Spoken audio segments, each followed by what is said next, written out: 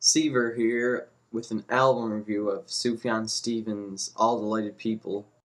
You guys probably already know who Sufjan Stevens is. He's a singer, songwriter, composer, prodigy from Detroit, Michigan.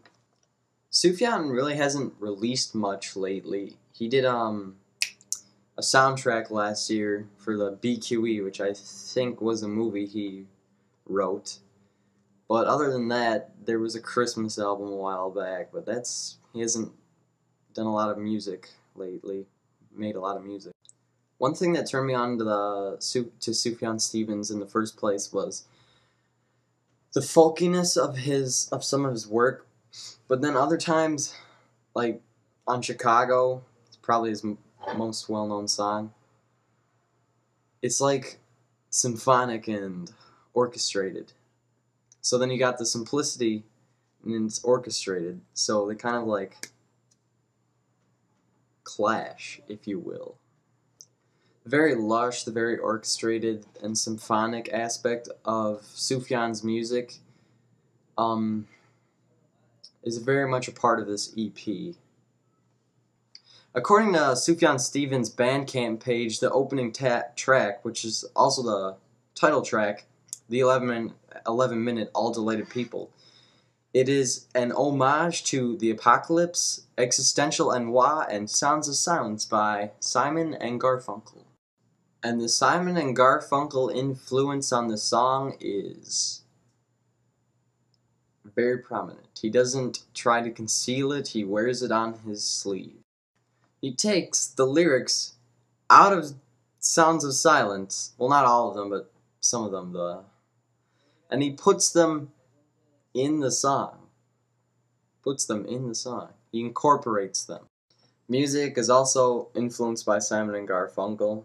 It's not just the lyrics. The harmonies are reminiscent of their harmonies, and some of the music kind of has a dark tinge that the Sounds of Silence has, but I wouldn't say the melodies are the same or anything like that. I said before that there's contrast in Sufjan's music, and it's true for this EP. So right after the 11-minute epic All Delighted People, he comes off with a short little folk song, Enchanting Ghost. The contrast is really something that works for me. I really like contrast in music. It provides a healthy balance. So we're moving along in the album. We got some short tracks. We got one 7-minute one, I think. And then we come to All Delighted People, version number 2. Classic rock version. Basically my one problem with the album. The classic rock version. It's not like it's a bad song or anything. It's actually, I actually like the song. It just seems kind of, I don't want to say pretentious, but self-indulgent. Kind of self-indulgent of Sufjan, which sometimes isn't a bad thing, because I'm a fan of the fiery furnaces, don't get me wrong. But sometimes overindulgence is just, I can't really stand it. Alright, we're past the classic rock version of All Delighted People. We're moving on. Almost at the end of the album, we listen to the 5-minute song that follows the classic rock version of All Delighted People, but now we're at the end. We're at the end of the album. At the end of the album, Sufjan gives us Jaharia. Jaharia is a 17-minute song that starts off with a blistering guitar solo, some keyboard, and I assume the guitar solo is played by Sufjan, and it is quite the guitar solo. Throughout the duration of Jaharia, the music that I'm assuming he's conducting, it builds and it falls, there's crescendo, it's kind of like a, I don't want to make such a brash comparison, but Godspeed You, Black Emperor song. I know it's kind of outrageous. I'm not saying the music is similar in any, I'm not saying it's like completely similar, but it does build and wind down and then go off in a different direction. All the while, this choir's sort of chanting Jaharia, and I really dig the choir. End of the review now. Rating time. We gotta give this thing a score. I'm gonna give this album an 8.